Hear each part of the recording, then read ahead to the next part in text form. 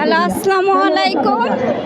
আমি গার্মেন্টসে চাকরি করছিলাম, কর্ণফুলিতে অ্যাকাউন্ট করছিলাম, 1200 টাকা করে করছিলাম এই 18 সালের থেকে। আমার 3 ছেলে মেয়ে, আমার ছেলে মেয়ে সব ছোট ছোট। তারপরেও আমি আমার স্বামীরে না বলে করছিলাম। আমার স্বামী আমারে এর জন্য অনেক বকাবকি, অনেক অশান্তি, আমার শ্বশুর শাশুড়িও অনেক অশান্তি করছে, আমারে বাইর করে দিবার চাইছে, তাও আমি করছিলাম। তারপরে আমার ছোট একটা বাচ্চা 1-2 বছর পর আমি দেশে চলে গেছি। দেশের থেকে পরে সিরাজগঞ্জ থেকে আইসা আমি আবার এই অ্যাডভান্স 6 মাসের করে দিয়ে গেছি, 10,000 13,000 করে করে দিয়ে গেছি। আমার ওই 3 মাসের বাচ্চারে নিয়ে এই দেশের থেকে আইসে টাকা দিয়ে গেছি, অনেক পরিশ্রমের টাকা। আমি গার্মেন্টসে চাকরি করি, অনেক কষ্ট করে আমার বাচ্চাকে নিয়ে আমি অনেক অসহায় হয়ে আছি। এখন আমার বাজারের টাকা নাই। আমি এই শফিপুর গাজীপুর থেকে আমি আইছি এই টাকার কথা শুনে যে আসো তোমরা, আসলে একটা ব্যবস্থা করুন। আমি শফিপুর চাকরি কেবল নিছি, 2-3 মাস হয়েছে। আমার ছোট ছোট বাচ্চা আছে, এই বাচ্চাদের জন্য আমি যে এই রোজার মাস আইছে, আমার একটা ছেলের 12-13 বছর বয়স আর মেয়ের হলো 10 বছর।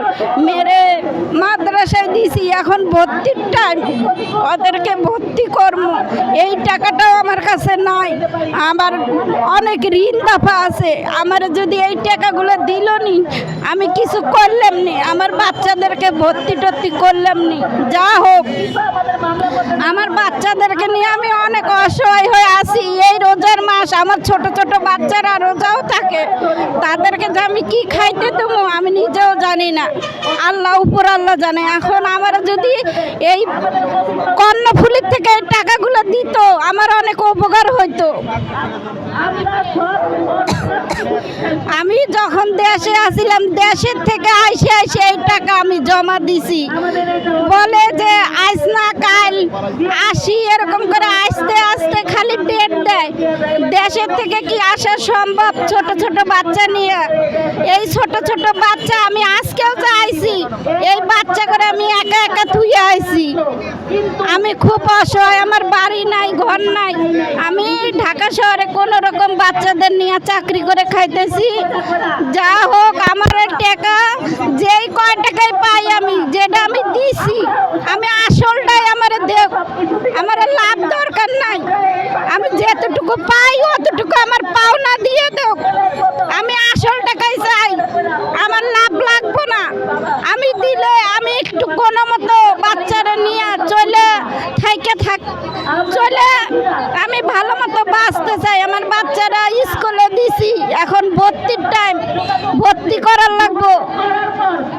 আমার বড় ছেলের টাকার অভাবে আমি স্কুলে ভর্তি করতে পারতেছি না। যেভাবে হোক আমার টাকা চাই। আসসালামু আলাইকুম। আর করতে পারবো না।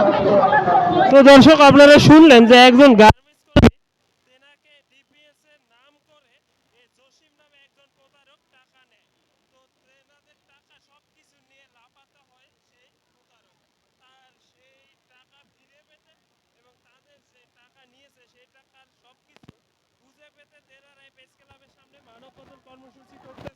এবং তারা প্রশাসনের নিকট দাবি করতেছে তাদের সঙ্গে যারা প্রতারণা করেছে তাদেরকে আইনের আওতায় এনে বিচারের কাঠগড়ায় দাঁড়ানোর জন্য।